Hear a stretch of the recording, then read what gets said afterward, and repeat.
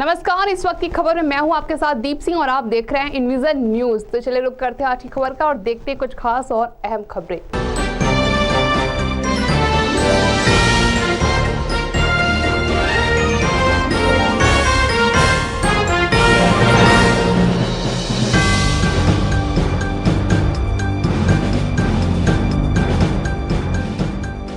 अब तक तो सत्ता परिवर्तन के बाद सीएम योगी ही एक्शन में दिख रहे थे, लेकिन मिर्जापुर में तबादले के बाद नए जिलाधिकारी के रूप में मिर्जापुर की कमान अपने हाथों में लेने वाले विमल कुमार दुबे भी एक्शन में आज नजर आए।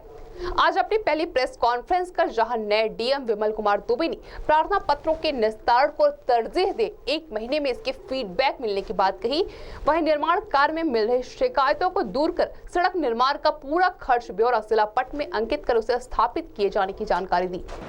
एसडीएम इटावा रहा, एसडीएम सहारनपुर रहा और एडीएम फाइनेंस रहा मैं सहारनपुर में ही, गाजियाबाद में रहा और अब मेरी यहाँ पर है। मैं दिल्ली यूनिवर्सिटी से ही पढ़ा लिखा हूँ। दिल्ली विश्वविद्यालय से ही मैंने ग्रेजुएशन किया, पोस्ट ग्रेजुएशन किया और पोस्ट ग्रेजुएशन के साथ ही मेरा सिलेक्शन हो गया तो मैं इधर आ गया। नहीं, मैं राजनीति विज्ञान का विद्यार्थी था। लेकिन मेरा हमेशा इशू ये रहता है कि अगर कोई समस्या है, एक तरीका तो समस्या को हैंडल करने का ये है कि कोई व्यक्ति आया, दरख्वास्त ली और मैंने उसका निस्तारण कर दिया। एक तो ये तरीका है। दूसरा तरीका ये हो सकता है कि मैं ये समझने की कोशिश करूं कि ये समस्या ओरिजिनेट कहाँ से हो रही है। आप समझ रहे हैं? जैसे उदाहरण के तौर पे बताता हूँ, जैसे आज मुझे लोग मिले, उन्होंने कहा कि 2 घंटे में उन्होंने कहा था कि हमारे को शौचालय का चेक नहीं मिल रहा। अब अगर किसी व्यक्ति को शौचालय का चेक नहीं मिल रहा, एक तो यह कि मैं उसके मामले की जांच पड़ताल करूं, दूसरा यह है कि मैं ये देखूं कि हमारे यहाँ पे शौचालय के चेक बढ़ते कैसे, सिस्टम क्या है। और अगर मैंने उस अब मानदेय नहीं मिल रहा है तो मानदेय क्यों नहीं मिल रहा? वो बेचारे 50 आदमी मेरे दफ्तर में चल के आ रहे हैं, तो मेरी हमेशा कोशिश ये रहती है, और ये not as a district magistrate, not as a district magistrate, मैं जब एसडीएम भी था और मैंने तो अपने जिले बताए, आप मेरे बारे में फोन करके पूछिए अपने यार दोस्तों से, मेरी सेंसिटिविटी उस आदमी के प्रति रहती है जो बेचारा खाना नहीं खा सकता, वो किराया खर्च करके मेरे पास आया। आप एक बात समझ रहे हैं? मेरी कोशिश ये है कि आदमी की समस्या का समाधान टेलीफोन पे हो जाए, उसको दोबारा ना मिलना पड़े मुझसे, क्योंकि एक बार ही उसने किराया लगा दिया, ये उस आदमी के लिए बहुत बड़ी बात है। मैं ये प्रयास करता रहूंगा, मैं कामयाब होता नहीं होता एक अलग बात, but this is what I intend to do. और आपको ऐसे लोग, मुझे लगता है मेरे काम करने के दौरान ऐसे लोग आपको मिलेंगे जो ये बताएंगे कि नहीं, फोन पे हमें फीडबैक मिला। मैं पर्सनली इस बात को इंश्योर करूं कि भाई अगर किसी ने कोई बात बताई तो उसको जवाब मिले। देखिए, सबसे बड़ा चैलेंज है कम्युनिकेशन ना होना। आपने मुझे एक बात बताई और आपको ये पता ही नहीं लगा कि मैंने उस पर क्या किया, तो आप भी दुविधा में, मैं भी दुविधा में।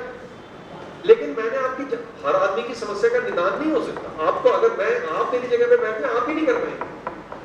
लेकिन मैं एक ईमानदारी से कोशिश तो करूं, और अगर मेरी कोशिश कामयाब हो गई बहुत अच्छी बात है, नहीं हुई तो हम 2 कदम आगे तो बढ़े। दैट सिस्टम चल रहा है, ये आपकी जानकारी में, वो एक कंप्यूटराइज्ड सिस्टम है। उस सिस्टम में हम शिकायतें लेते हैं, संबंधित अधिकारियों को भेजते हैं और उनसे जवाब देते हैं। तो मुझे एडीएम साहब ने ये सूचना दी है कि काफी पेंडेंसी है, तो वो मेरी एक प्रायोरिटी आइटम है। जनता के ग्रीवेंसेस का निस्तारण मेरी प्राथमिकता है। तो मैंने इमीडिएटली उनको बोला है कि आप इस पे एक मीटिंग कॉल करो, लेट अस अंडरस्टैंड, अधिकारियों के पॉइंट ऑफ व्यू से भी ये समझे कि चैलेंज क्या है समस्या के समाधान में। आप मेरी बात समझ रहे हैं? एक तो ये हुआ कि मैं अंधाधुंध कागज मार्क करता रहूं जिसमें निकले कुछ नहीं, तो पानी में मधानी चलाने का फायदा नहीं ना। आप आए, मैंने मैकेनिकल वे में एक एप्लीकेशन ली, उस पर लिख दिया एसडीएम सदर। उदाहरण देता हूं मैं, आज सुबह का उदाहरण दे रहा हूं। एक आदमी मेरे पास आया उसने बोला था मेरा पिता जो है वो हमारी जमीन बेचना चाहता है। अब आप बताओ एज जिलाधिकारी मेरे पास क्या अधिकार है कि जिसकी जमीन है वो बेचना चाह रहा है, उसको रोकूं? कैसे रोकूं? आई वांटेड टू अंडरस्टैंड ये रुकी कैसे। एक तरीका तो ये कि मैं उसकी तह में जाऊं, ढूंढूं कि भी कारण क्या है, कैसे उसे रोक सकते हैं। मैंने कहा मैं पुलिस को भेज दूं, तो बोला था वो थानेदार साहब ने समझाया था, वो नहीं माना। तो जमीन उसकी है, लिखना चाह रहा है किसी का नाम। अब मेरे पास ये चैलेंज हो गया कि मैं उसका करूं क्या, निस्तारण कैसे हो उसका। अब अगर मैं उसका निस्तारण ईमानदारी से करना चाहता हूं तो मुझे ये विचार दिमाग में चल रहा है। दूसरा तरीका ये था कि मैं उस पर लिखता एसडीएम फलाने, कृपया देखें, ना उसका कुछ होता ना उसका कुछ होता। तो डिलीवरी सिस्टम एक्यूरेट हो जाए। मैं कहता हूं अगर दिन में मैंने 3 समस्या भी हल करी किसी की, तो मैं शाम को अच्छे ढंग से सोऊंगा, बजाय इसके कि 150 एप्लीकेशन में मैंने मार्किंग करके दस्तखत करके मोहर लगा। मैं तो यार ऐसे सोचता हूं, अगर आपको इस सिस्टम में कोई कमी दिखती है तो मुझे यही नहीं, डीएम विमल कुमार दुबे ने महज 1 महीने में व्यवस्थाओं को सुधारने का मीडिया से वादा तक कर डाला। आप मेरे मुंह पे कहिए नहीं साहब आप फेल हो गए, मैं खुश हूं, क्योंकि जब आप मुझे बताएंगे मैं फेल हो गया तो मैं इंप्रूव करूंगा ना। अगर आप मेरी तारीफ कर दोगे तो मैं ढीला पड़ जाऊंगा। आप बताइए, आप खुद देखिए, घूम घूम करके देखिए कि क्या कुछ इंप्रूवमेंट्स हो रहे हैं। पर ये सब चीजें करने में टाइम लगता है।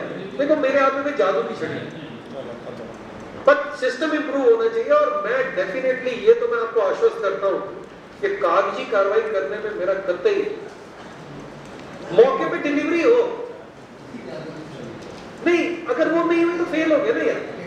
अगर एज डिस्ट्रिक्ट मजिस्ट्रेट मैं सिर्फ कागज में लिख करके आदेश करता जा रहा हूं और ऐसा आदेश जिसका कोई पालन नहीं हुआ, उसका कोई अर्थ नहीं। वही स्वच्छता अभियान के बारे में जिलाधिकारी का कहना था कि ये भारत सरकार का एक महाअभियान है जो वो पूरा करेंगे। मैं ये समझता हूं कि भारत सरकार का ये एक महाअभियान है, स्वच्छता अभियान। और इस स्वच्छता अभियान में ओडीएफ एक बहुत बड़ा चैलेंज है। और आपकी जानकारी के लिए बता दूं कि माननीय मुख्यमंत्री जी ने तो उत्तर प्रदेश में ये कहा, कल के अखबार में छपाया कि गंगा जी के किनारे जितने भी गांव हैं वो ओडीएफ फ्री हो जाए, है ना।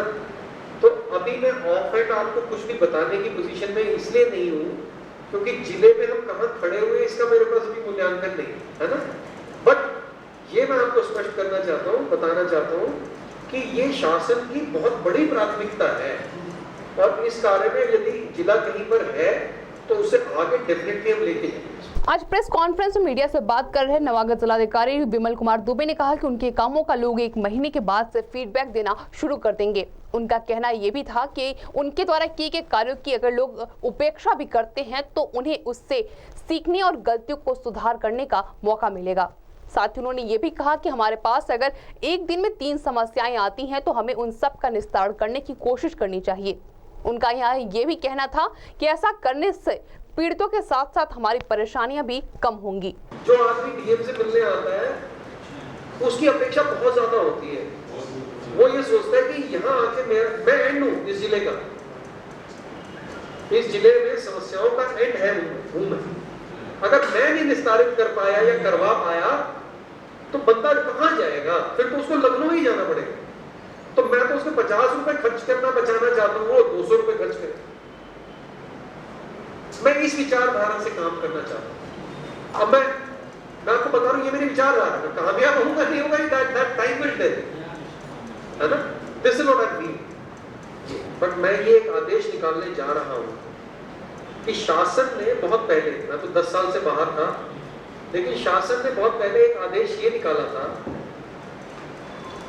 कि अगर कहीं पर भी कोई निर्माण कार्य हो रहा है तो उस निर्माण कार्य का पूरा विवरण, चाहे बोर्ड लगा करके, चाहे दीवार पे लिख करके, किसी भी तरीके से जनता के हर व्यक्ति को यह पता लगना चाहिए कि ये क्या कार्य है, क्या तुम कर रहे हो, इसकी कितनी लागत है, इसकी कौन सी कार्यदायी संस्था ये काम करा रही है, इसके आरंभ होने की दिनांक क्या है, इसका अंत होने का दिनांक क्या है?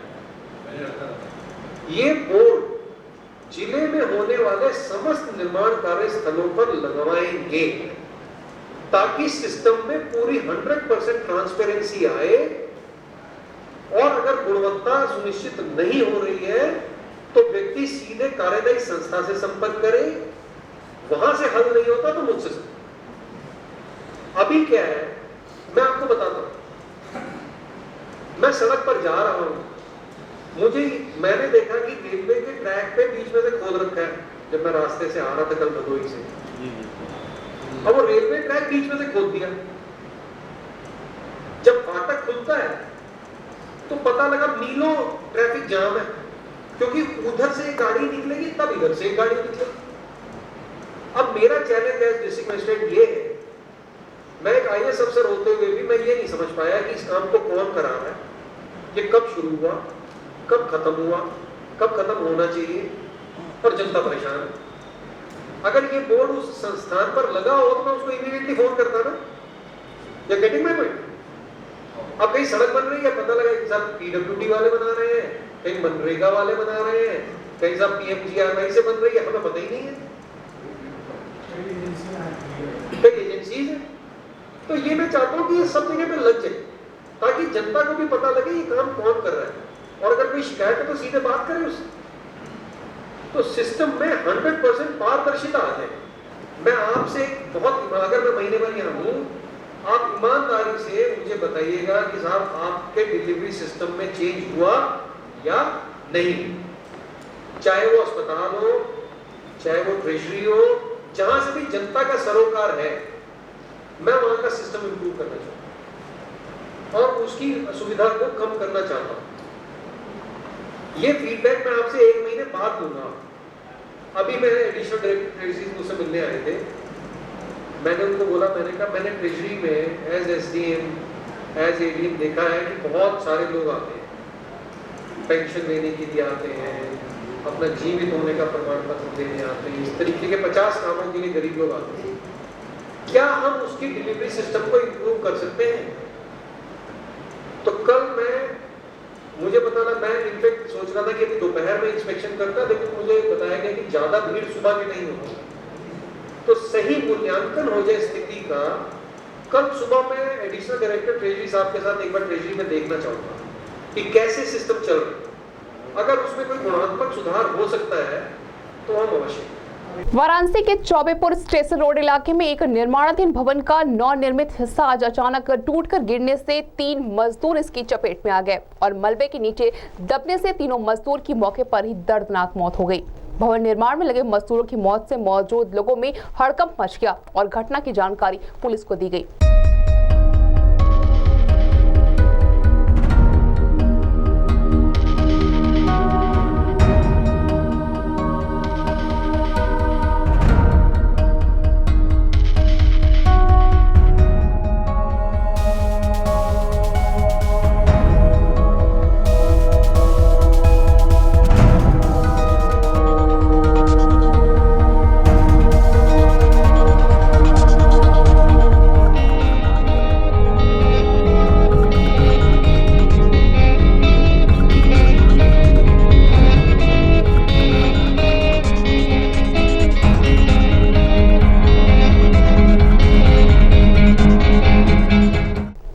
निर्माणाधीन भवन के नवनिर्मित हिस्से के गिरने और उसकी चपेट में आने से 3 मजदूरों की हुई मौत का मामला काफी गर्मा गया। मामले की जानकारी होते ही पुलिस और ग्रामीणों की भीड़ मौके पर इकट्ठा हो गई। घटना की जानकारी पर क्षेत्रीय तहसीलदार भी मौके पर पहुंचे। इस दौरान जहां तीनों शवों को कब्जे में लेकर पुलिस के द्वारा पोस्टमार्टम के लिए भेज दिया गया, वहीं इस मामले में पुलिस अब FIR दर्ज कर निर्माण के मानक और निर्माण सामग्रियों की गुणवत्ता की जाँच कर रही है और इसकी रिपोर्ट आने के बाद कार्रवाई की जाएगी। ये एक अर्धनिर्मित भवन था और 9:15 बजे सेंट्रिंग खोल रहे थे, करीब हफ्ते भर पहले हुई थी। सेंट्रिंग गिर गई और हफ्ते भर पहले उसकी सिलाब को, जैसा कि गांववासी बता रहा है, कि उसकी सेंट्रिंग और जो सेंट्रिंग होती है उसको खोल दिया गया, जिसके कारण जो है कि नहीं पता क्या कराना है, सबका नाम गांव आपको नोट करा दे रहे हैं। सर कहाँ की मौजूद है? ये दो तो गिरिडीह जनपद पड़ता है बिहार में, वहाँ के 2 मजदूर हैं और एक मजदूर यहीं गरथौली थाना चौबेपुर से बढ़ाइए एडीएम साहब सर ठेकेदार वहाँ मौके पे था आप लोग ठेकेदार मौके पर नहीं थे। ठेकेदार का नाम पता कर दिया गया है और उनके विरुद्ध जो है कार्रवाई की जाएगी। अगर जिनकी भी लापरवाही पाई जाएगी उनके विरुद्ध जो है कार्रवाई की जाएगी। अभी तहरीर इस संबंध में कोई प्राप्त नहीं हुआ है। जैसे ही तहरीर मिलती है तो FIR करने कहते हैं कि एक महिला ही दूसरे महिला के दर्द को समझ सकती है, उसकी हमदर्द बन सकती है। लेकिन सोचिए अगर क्या हो जब दर्द पर मरहम लगाने वाला ही दगा दे जाए। जी हां, यूपी के गाजीपुर में गरीब महिलाओं को नौकरी दिलाने के नाम पर एक महिला के द्वारा लाखों की ठगी करने का मामला सामने आया है। सैकड़ों महिलाओं को नौकरी का झांसा देकर ठगी करने वाली महिला जहां अपनी दुकान समेट फरार है, वहीं पीड़ित महिलाओं ने आज गाजीपुर SP से मुलाकात कर ठग महिला को गिरफ्तार कर उनका पैसा वापस दिलाने की मांग की।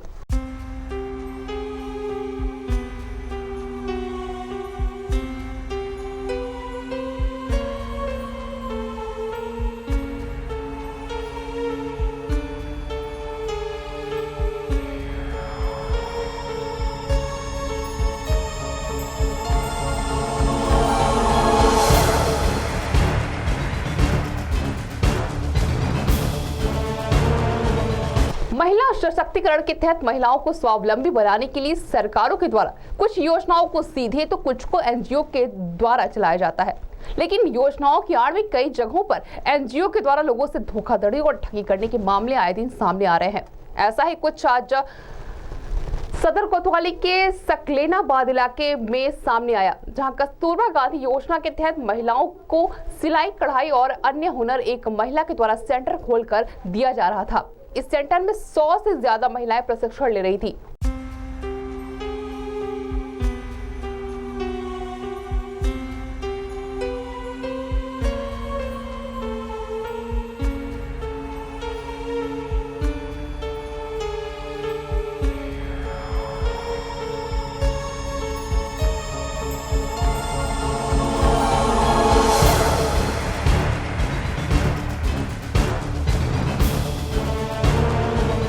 कस्तूरबा संस्था के माध्यम से उसके जरिए से कहा गया कि NGO का काम होता है। उसके जरिए मेरे ही जरिए 6000 महिला जुड़ी हैं और सबका पैसा कम से कम लगभग 15 लाख रुपया। एक मंजू यादव नाम की महिला थी, उसे अपना घर बताई थी और लेकर चली गई। उसमें आप लोग का क्या नुकसान हुआ है? आप लोगों ने पैसा दिया है, हम लोग सब लोग एक लोग किस्त में 50,000 रुपया दिया है। जी, कितनी महिलाएं थी देने वालों में? 103 है। सभी लोगों ने दिया है? हाँ, उनके जरिए एक के जरिए 100 महिला लोग। तो पैसा देने के बाद फिर क्या हुआ? लखनऊ गली नंबर 16 मकान नंबर 118। पैसा देने के बाद फिर क्या हुआ? पैसा देने के बाद वो ट्रेनिंग हुआ, 15 दिवसीय ट्रेनिंग कराई जी। और उसके बाद मान लीजिए कोई उसका प्रूफ नहीं दी और 17 मार्च को वो यहाँ से अशोक श्रीवास्तव के मकान से। ऐसे में क्या चाहती हैं आप लोग? हम लोग को इंसाफ चाहिए। हम लोग को इंसाफ चाहिए और वो मिले उसको सजा मिले। क्या आप लोगों को पता नहीं था पहले कि ये संस्था मतलब फर्जी है या क्या है? नहीं सर, अगर पता हुआ रहता तो हम लोग ऐसा काम किए ही नहीं होते।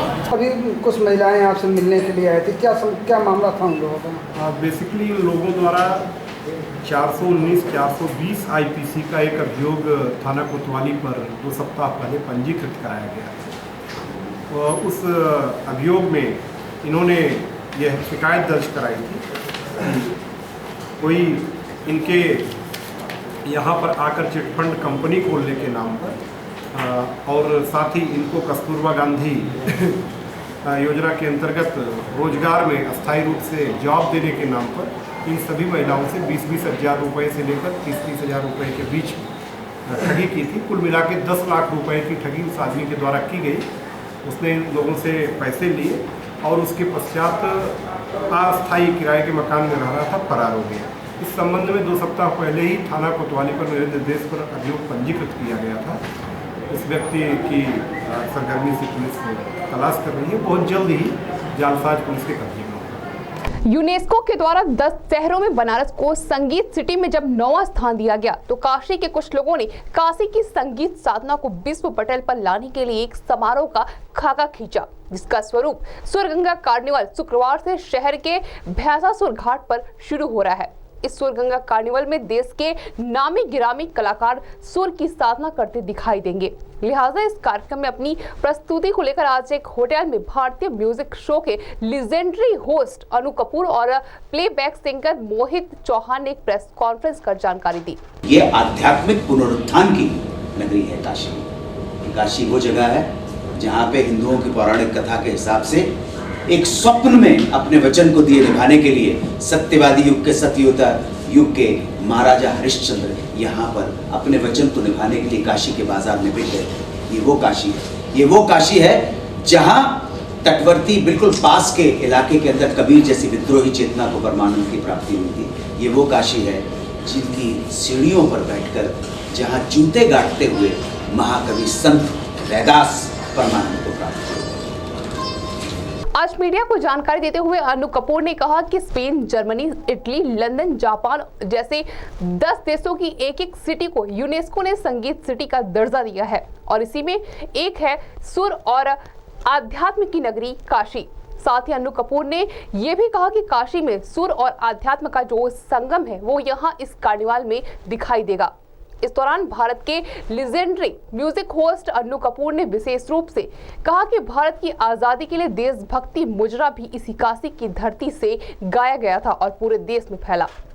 तो ये संगीत नगरी यूनेस्को ने इसे घोषित किया है। मैंने नाम आपको बता दिए।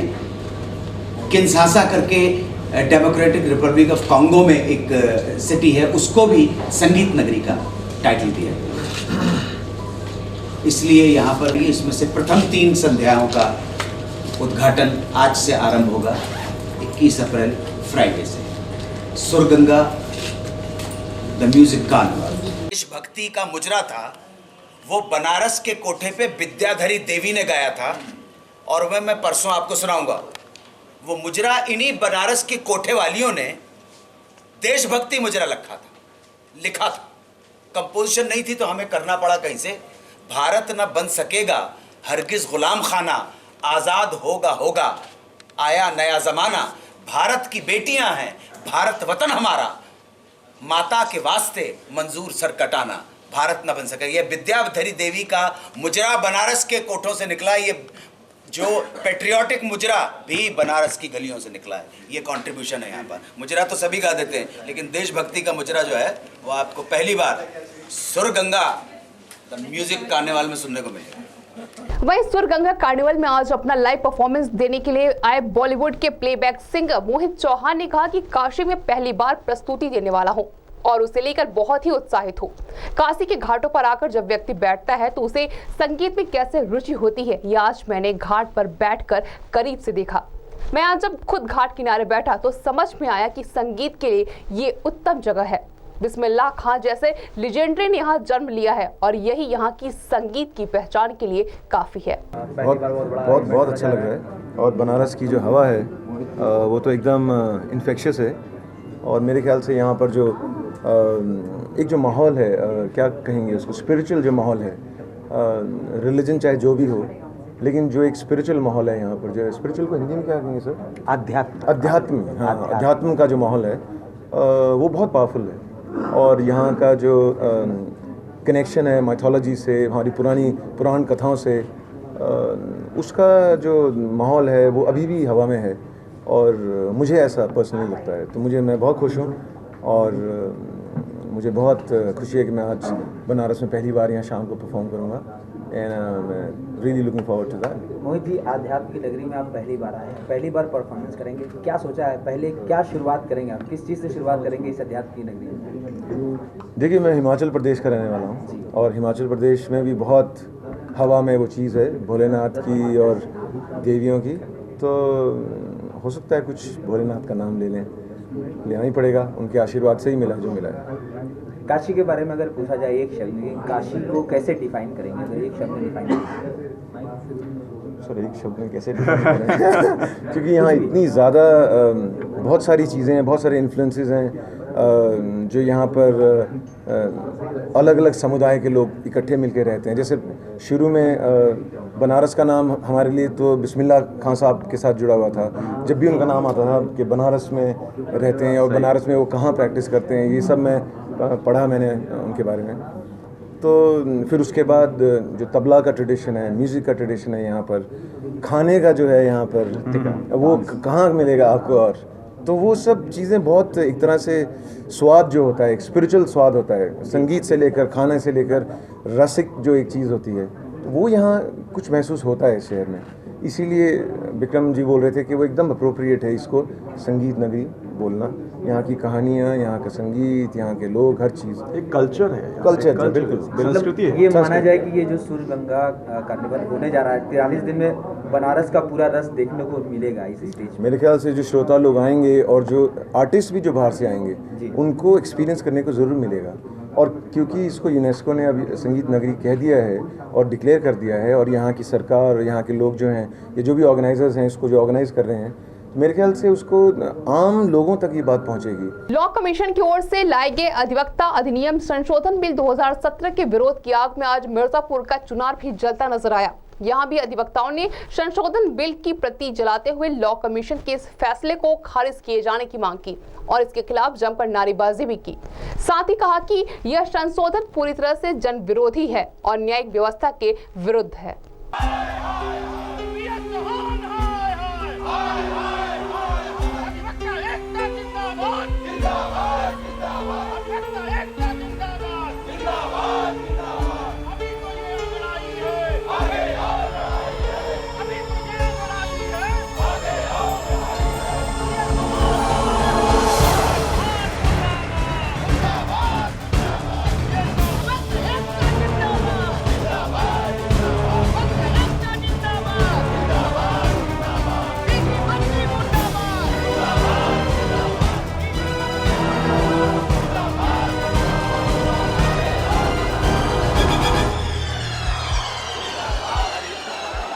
इस दौरान अधिवक्ताओं का ये भी कहना था कि इस संशोधन के द्वारा अधिवक्ताओं के अधिकारों का हनन किया जा रहा है और ये कहीं से भी न्यायिक नहीं है, इसलिए इसे जल्द से जल्द समाप्त किया जाए।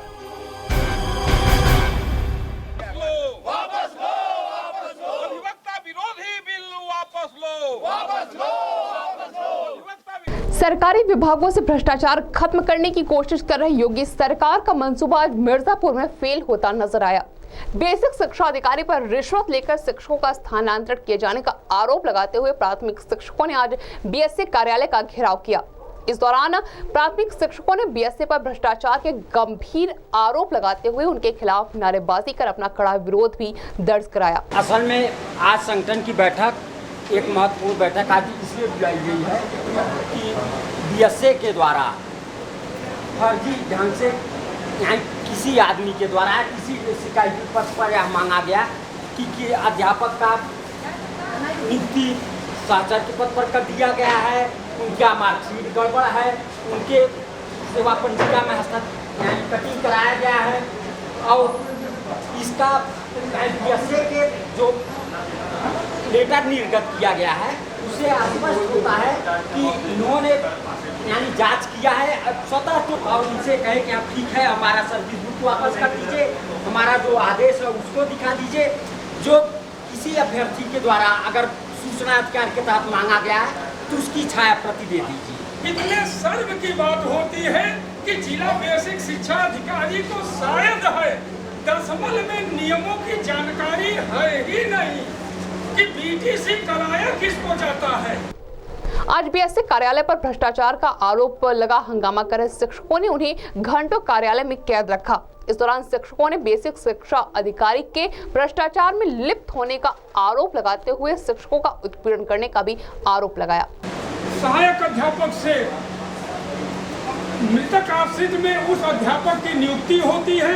मृतक आश्रित में नियुक्ति होने के पश्चात के कारण उसको जो है प्रशिक्षण कराया जाता है तो तेहरा डायट बीटीसी से, और डायट में बीटीसी उसी को कराया जाता है जिसकी न्यूनतम योग्यता इंटरमीडिएट हो, उसी व्यक्ति को बीटीसी कराया जाता है। इसी विभाग के द्वारा अध्यापक को बीटीसी कराया गया, उस तत्पश्चात उसकी पदोन्नति सहायक अध्यापक से प्रधान अध्यापक के पद पर की गई।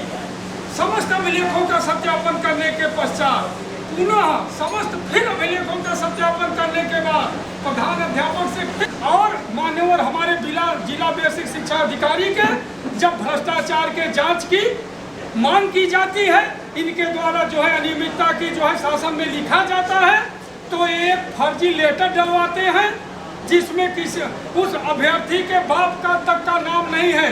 महोदय आप लोग जान लीजिए बीएसए किस दुनिया से आए हैं कि एक अध्यापक के ऊपर कार्रवाई कर रहे हैं जिसमें कहीं बाप का पता नहीं है। इस दौरान शिक्षकों का ये भी आरोप था कि जांच के नाम पर निर्दोष शिक्षकों को परेशान किया जाता है और कई शिक्षकों को धन उगाही के लिए फर्जी बताया जाता है, जिसे लेकर नाराजगी जताते हुए शिक्षकों ने समस्याओं का निस्तारण करने की मांग की। बीएसए से वार्ता करने के लिए यहाँ आए हैं कि महोदय शिकायतकर्ता की आप छाया प्रति उपलब्ध करा दें, कैंडिडेट की जो आप डिप्लोमा देखे हैं कि उसने डिप्लोमा किया है उस डिप्लोमा का प्रमाण पत्र प्रस्तुत कर दें। आज बीएसए द्वारा जो भी कार्य हो रहा है, अध्यापकों के लिए जो भी कार्रवाई की जाती है, सचिव महोदय का निर्देश है कि उनको सूचित करके तब कार्रवाई करें। ये दलालों के चक्कर में पड़ करके जो फर्जीफिकेशन के दलाल यहाँ घूम रहे हैं, उनके चक्कर पड़ के कह रहे हैं ये आम है तो इमली कर दे रहे हैं, इमली है तो आम कर दे रहे हैं। ये बहुत ही शर्मनाक की बात है कि जो फर्जी हैं उनको फर्जी नहीं घोषित किया जा रहा है और यहाँ दलाली कर रहे हैं। यहाँ से लेके बंगले तक इतनी फाइलें यहाँ पड़ी है। अगर कोई शिक्षक वेतन पा रहा है और उसको आज लिख रहे हैं कि वेतन ले लिया जाए, कल उसी को काट कर रहे हैं कि वेतन ले, ये आपके दस्तखत हस्ताक्षर से क्या मतलब है? कल आप आदेश कर रहे हैं कि इनका वेतन मिलना चाहिए, आज आदेश निरस्त कर रहे हैं कि इनका नहीं मिलना चाहिए।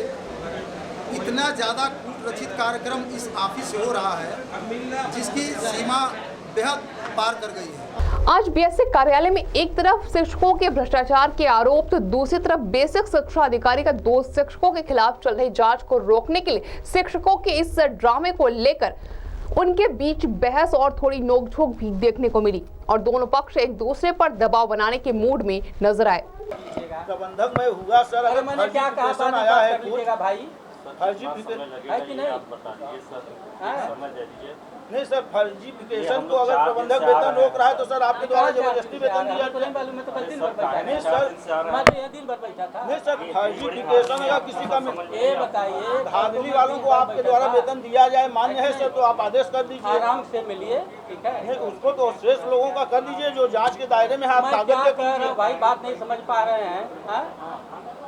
मैंने कहा सर आपको मैंने एप्लीकेशन दिया बिना जांच किए हम बहस करेंगे कि मैंने कहा आपने रोक दिया सर वेतन और कर्मचारियों का।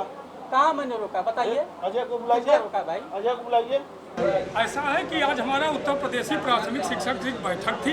इनके द्वारा अनिल कुमार सिंह प्रधान अध्यापक को फर्जी शिकायत के आधार पर वेतन रोक दिया गया।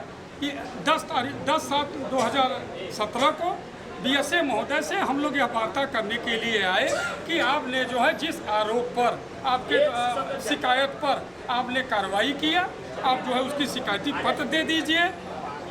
मेरी जो है जो सर्विस बुक व्यक्तिगत पत्रावली आप अपने पास रखे हुए हैं, उसको जो है प्रमाणित प्रति हमें उपलब्ध करा दें। और आपने अपने आदेश में लिखा है कि डिप्लोमा का सर्टिफिकेट देखने के बाद प्रथम दृष्टया यह महसूस होता है कि ये गलत है। तो महोदय फर्जी केवल डिप्लोमा की बात करके जो कार्रवाई की गई है, हमारा डिप्लोमा का सर्टिफिकेट भी इनके प्रस्तुत कर दें। जब जिला बेसिक शिक्षा अधिकारी से जब आज 1 हफ्ते 10 दिन हो गया, जब रोज बात की जाती है, रोज ही कहते हैं दे देंगे, लेकिन आज तक चूंकि कार्रवाई तो ये फर्जी किए हैं, केवल भ्रष्टाचार के लिए किए हैं, तो ये प्रमाण पत्र दे कहाँ से? अब उसी को लेकर के अभी कहे हैं हम लोग यहाँ पर बैठे हुए हैं जब तक ये जो है हमको समस्त प्रमाण पत्र नहीं देते, क्योंकि हम लोगों के नौकरी का और जीवन का सवाल है।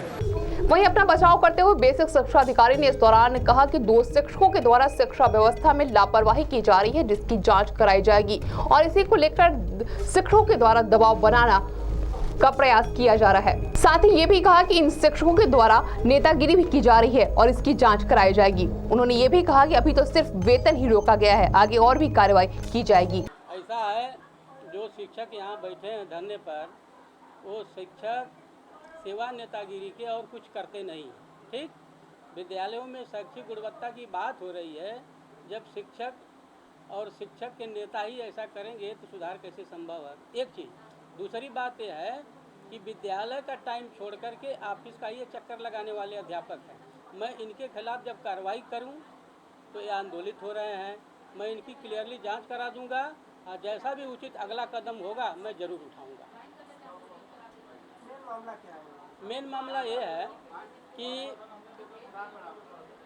स्पेशली ज़्यादा टीचरों की बात नहीं है इसमें, केवल जो है 2 टीचरों की बात है, जिसके लिए मैंने पत्र जारी किया है। इस समय केवल वेतन ही रोका है। आगे की कार्रवाई के लिए मैंने टाइम लिया है।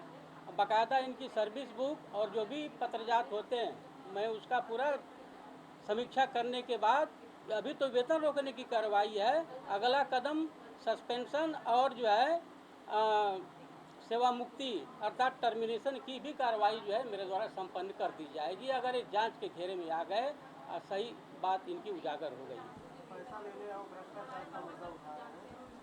नहीं, ये क्लियर करें कि कहाँ पैसा लिया गया, कहाँ भ्रष्टाचार किया गया। जानेंगे भी कुछ और भी खबरें, यहाँ ले रहे एक छोटा सा ब्रेक के बाद जल्द लौट रहे हैं।